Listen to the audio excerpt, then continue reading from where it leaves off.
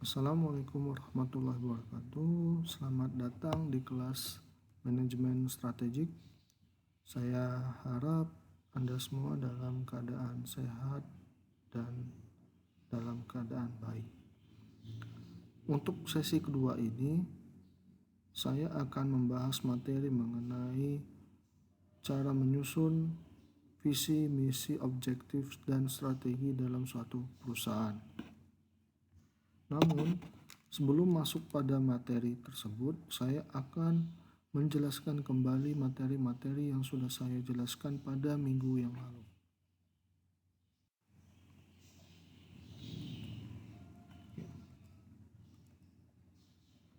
Pada minggu lalu kita sudah membahas materi mengenai definisi dari strategi. Ada banyak definisi strategi. Itu bisa dapat diambil dari beberapa sumber atau dari beberapa pendapat ahli. Dalam slide minggu lalu saya merujuk dari dua ahli yang biasanya dirujuk dalam ilmu manajemen strategik, di mana Porter mendefinisikan strategi sebagai cara memilih serangkaian kegiatan yang berbeda untuk memberikan campuran nilai yang unik yang tidak dilakukan oleh pesaing. Selain itu, Barney juga mendefinisikan strategi sebagai teori tentang bagaimana caranya mencapai tingkat kinerja yang paling baik atau yang paling tinggi di pasar dan di industri di mana perusahaan tersebut beroperasi. Tapi secara garis besar, strategi itu bicaranya bagaimana caranya dapat memenangkan sebuah kompetisi dalam bisnis.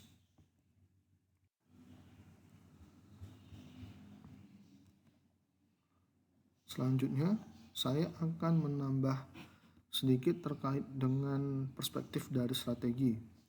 Nah, ada 5 pandangan yang berhubungan dengan strategi yang dirumuskan oleh Mintzberg. Yang pertama itu adalah strategi as a plan. Nah, kalau bagian ini, strategi ini didefinisikan sebagai suatu rencana yang terpadu, bersifat komprehensif, dan terintegrasi yang dirancang untuk memastikan bahwa tujuan-tujuan pokok perusahaan dapat dicapai. Selanjutnya, strategi as a ploy. Nah, dalam hal ini, strategi merupakan suatu manuver yang spesifik untuk memberi isyarat mengancam pesaing perusahaan, sehingga dapat menyurutkan minat pendatang baru yang potensial untuk memasuki industri yang baru atau industri yang sama. Karena pendatang baru ini biasanya tidak memiliki skala ekonomi yang baik dibanding dengan pemimpin pasar yang ada dalam pasar tersebut. Selanjutnya, strategi as a pattern. Nah, untuk bagian ini, strategi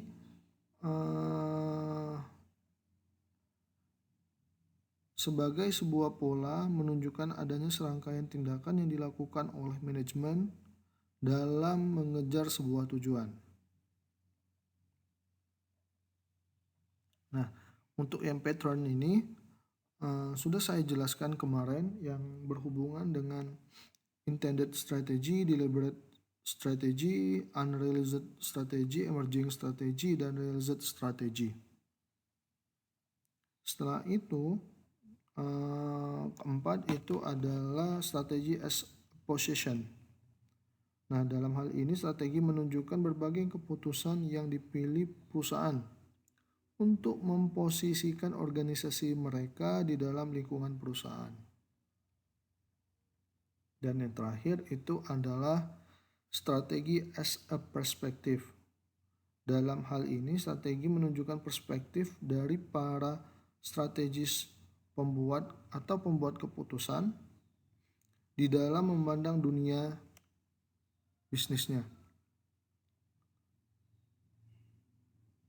Nah, pada konteks ini, strategi merupakan pemikiran yang hidup di dalam benak para pembuat keputusan strategi atau para pemimpin. Dan seperti halnya ideologi atau budaya kemudian berusaha dijadikan nilai bersama atau dibagikan ke dalam semua lini atau dibagikan ke semua karyawan yang ada dalam perusahaan.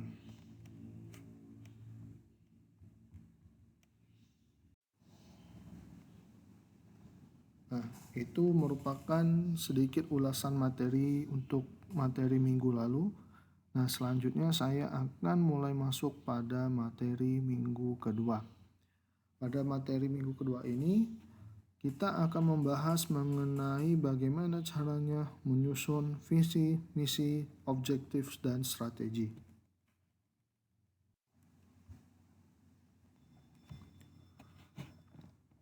Jadi, para pemimpin harus bisa memetakan dan memprioritaskan mana strategi yang harus dilakukan dalam waktu pendek, mana strategi yang diprioritaskan akan dilaksanakan pada waktu dalam jangka menengah, dan mana strategi yang cocok digunakan untuk jangka panjang.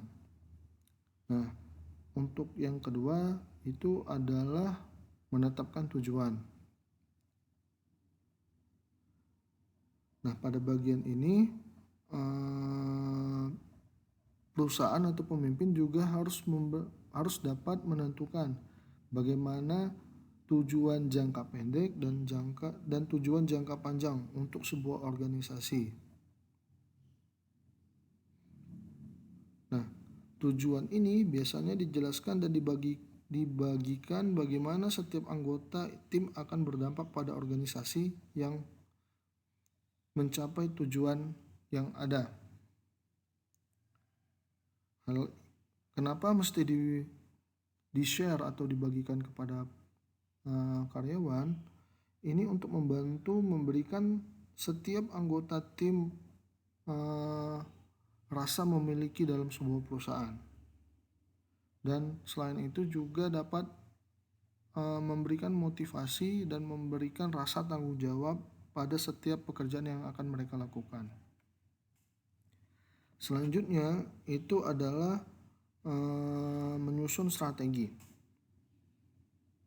Nah, menyusun strategi ini biasanya disesuaikan dengan visi, misi, dan tujuan perusahaan. Nah, pada tahap ini, perusahaan akan menggunakan semua sumber daya yang ada, data-data yang ada, dikumpulkan untuk merumuskan strategi yang akan digunakan untuk mencapai tujuan-tujuan yang sudah ditetapkan.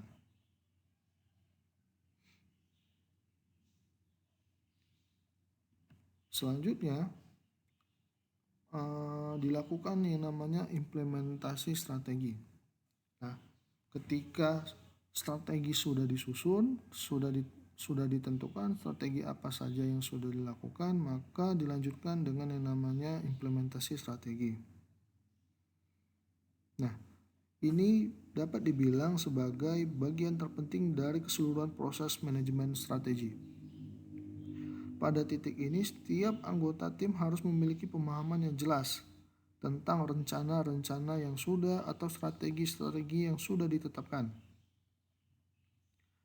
Artinya, mereka harus tahu bagaimana peran mereka dalam sebuah pekerjaan.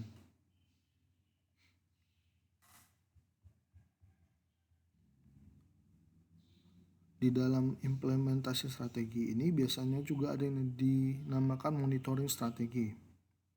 Nah, pada tahap monitoring strategi itu akan ada pengelolaan, evaluasi, dan pemantauan pada setiap bagian dari strategi yang sudah dilakukan. Nah, ini untuk memastikan bahwa semua strategi selaras dengan tujuan akhir. Jika tidak sesuai dengan apa yang sudah direncanakan, maka kepentingan atau pemimpin dapat mencari alternatif strategi yang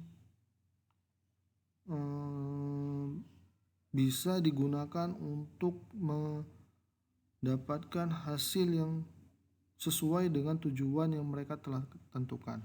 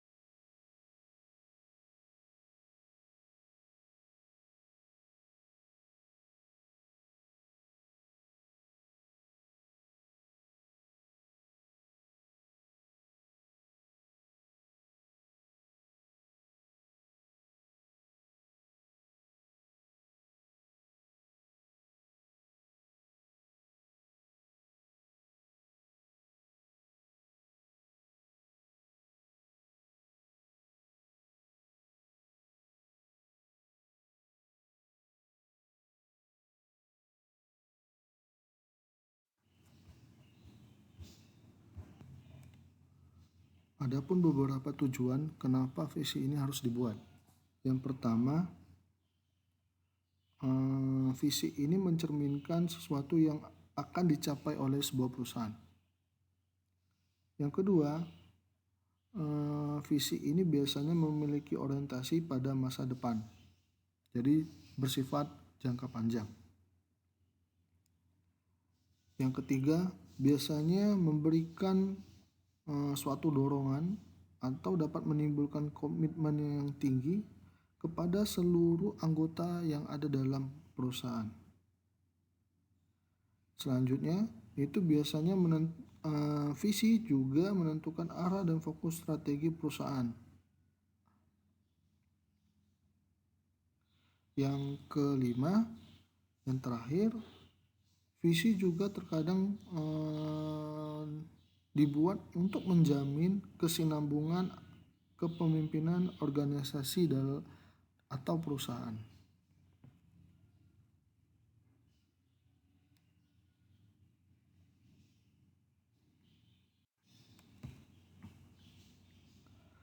Pernyataan visi dan misi itu penting agar setiap orang yang terlibat dalam organisasi, termasuk pemangku kepentingan yang berada di luar perusahaan, memahami apa yang akan dicapai dari sebuah organisasi atau perusahaan.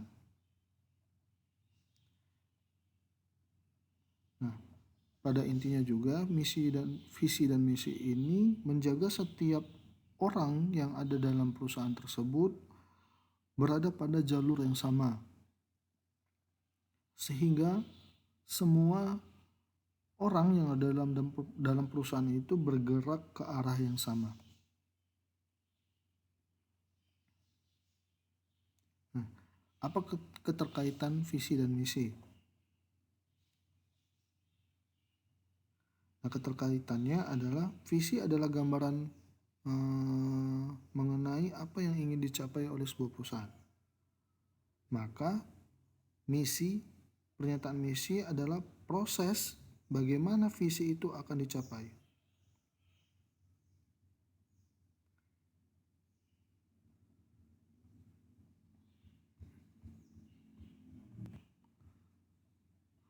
Sederhananya, visi dan misi memandu aktivitas sehari-hari setiap karyawan yang terlibat dalam kegiatan bisnis. Nah, bagaimana cara membuat pernyataan visi dan misi?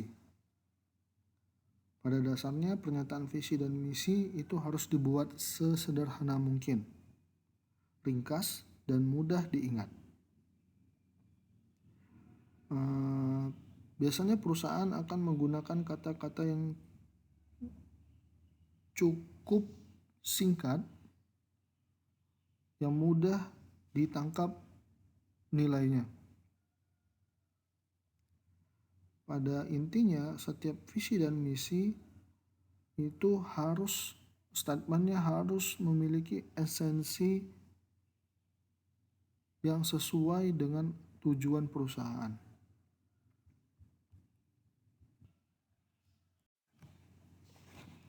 Baiklah, selanjutnya saya akan membahas objektif dalam strategi atau biasa disebut dengan sasaran. Sasaran ini biasanya dibuat sebagai operasionalisasi dari sebuah misi perusahaan. Nah, untuk sasaran ini biasanya berisikan pernyataan-pernyataan yang lebih spesifik dan terukur.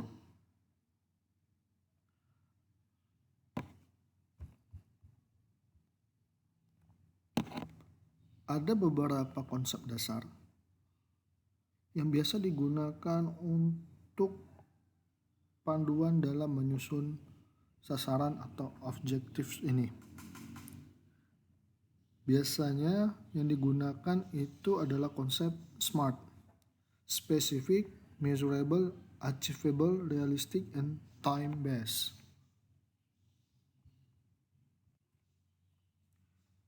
Spesifik biasanya berorientasi pada tujuan spesifik. Nah, tujuan spesifik ini berkaitan dengan detail apa saja yang harus diselesaikan dan harus mampu diterangkan secara eksplisit dan mudah dipahami. Selanjutnya adalah measurable atau biasa disebut dengan tujuan yang terukur. Pada dasarnya, apapun yang dikerjakan harus bisa diukur. Hal ini memudahkan perusahaan dalam mendefinisikan capaian sukses dari setiap strategi yang dijalankan. Nah, oleh karena itu, setiap masing-masing pekerjaan memiliki cara ukur yang berbeda.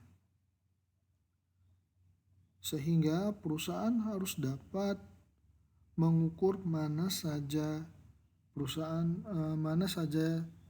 strategi-strategi atau pekerjaan yang harus dilakukan dengan cara-cara yang berbeda.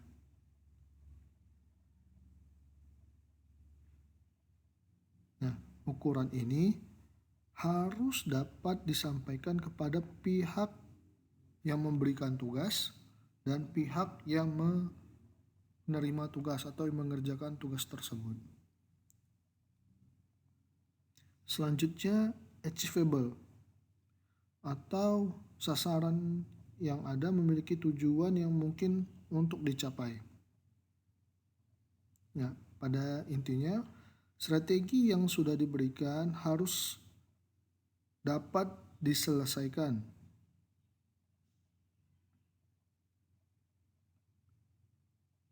Nah, untuk yang achievable ini ada 2 poin yang mesti dipertimbangkan, yaitu detail dan dapat diukur. Setelah itu adalah realistik atau strategi yang tujuan yang ada harus realistis atau bisa dikerjakan. Nah, hal ini berkaitan dengan menghubungkan sebuah pekerjaan atau strategi dengan kapabilitas orang yang mendapatkan tugasnya. Artinya, perusahaan harus menerapkan sebuah strategi yang realistis yang dapat dijalankan oleh setiap orang yang ada dalam perusahaan. Selanjutnya, time based atau biasa juga disebut timely. Nah, ini digunakan untuk mengatur ritme strategi yang sudah dilakukan.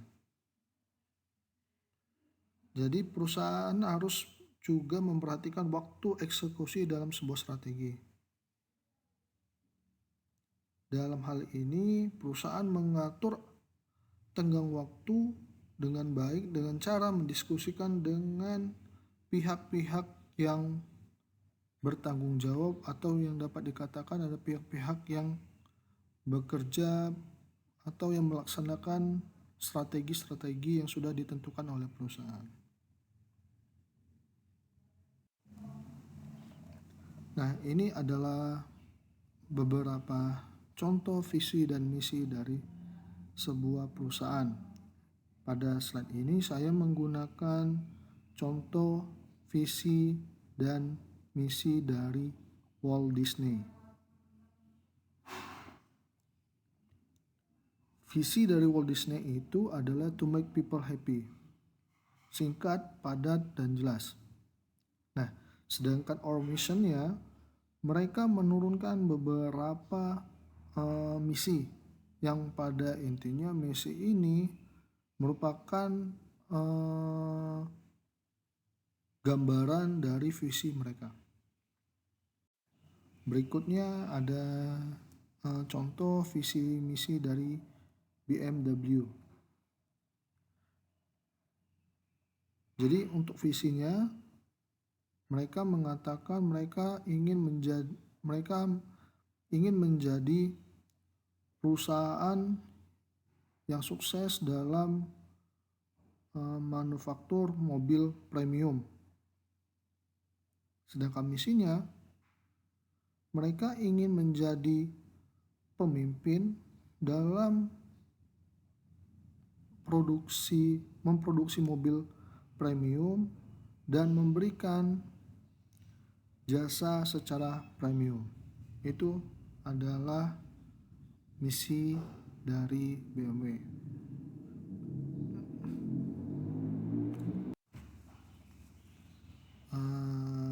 Selanjutnya saya akan membahas bagaimana cara menganalisis strategi yang akan diterapkan oleh sebuah perusahaan. Ada banyak metode yang biasanya digunakan untuk mengukur strategi yang akan dilakukan oleh sebuah perusahaan. Salah satunya ini adalah dengan menggunakan SWOT analysis.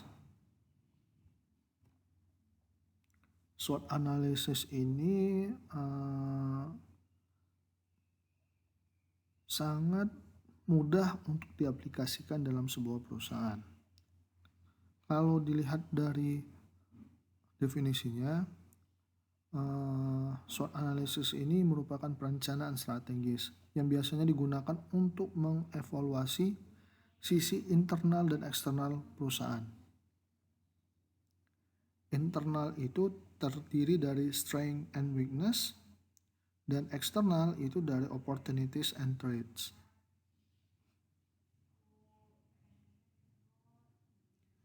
Jadi dapat dikatakan bahwa analisis SWOT ini sebagai kerangka kerja yang digunakan untuk mengevaluasi posisi kompetitif perusahaan dan untuk mengembangkan perencanaan strategis.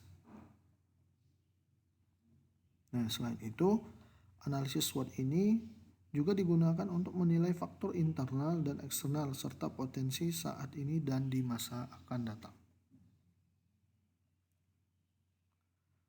Selain itu, analisis SWOT dirancang untuk memfasilitasi tampilan analisis secara realistis, berbasis fakta, dan berdasarkan data pada kekuatan dan kelemahan organisasi. Nah, selanjutnya saya akan menjelaskan terkait dengan internal dan eksternal dalam perusahaan. Faktor internal yang sepenuhnya berada dalam kendali perusahaan pada dasarnya itu terdiri dari produk atau jasa, kemampuan karyawan, struktur organisasi, penelitian, dan pengembangan produk. Bisa juga dalam bentuk kapasitas dan teknologinya. Sedangkan faktor internal itu berada di luar kendali dan merupakan faktor pengaruh yang akan datang. Bentuknya seperti pasar, pesaing, regulasi, pemasok, sistem ekonomi, teknologi, dan konsumen atau biasa disebut pengguna. Selanjutnya, saya akan menjelaskan terkait dengan apa saja yang akan dievaluasi terkait dengan strength, weakness, opportunities, and threats. Dimulai dari strengths atau biasa disebut dengan kekuatan.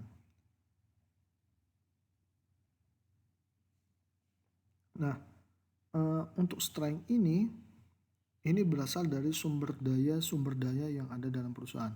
Bisa itu dalam bentuk keuangan, dalam manusia, dalam bentuk energi, mesin, bangunan, dan lain-lain. Jadi pada intinya adalah bentuk keterampilan dan keunggulan yang khas yang dimiliki oleh individu atau organisasi. Selanjutnya adalah weakness. Nah, weakness ini merupakan keterbatasan atau kekurangan sumber daya yang ada dalam perusahaan.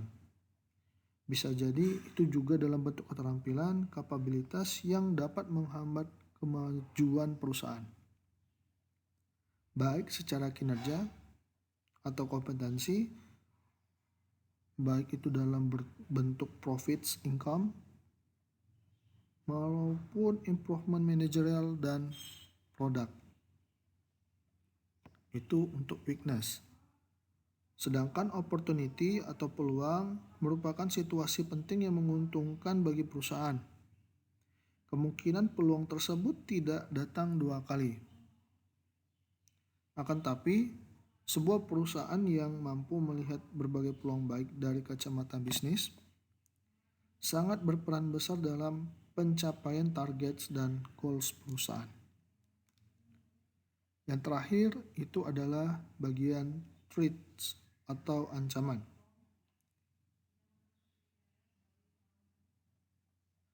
Ini adalah bentuk situasi yang penting tetapi tidak menguntungkan sama sekali bagi perusahaan dan harusnya dapat dihilangkan dan dapat diperbaiki. Nah, hambatan-hambatan ini tentu saja memiliki kapabilitas untuk menghambat dan merupakan sesuatu yang tidak menguntungkan bagi perusahaan.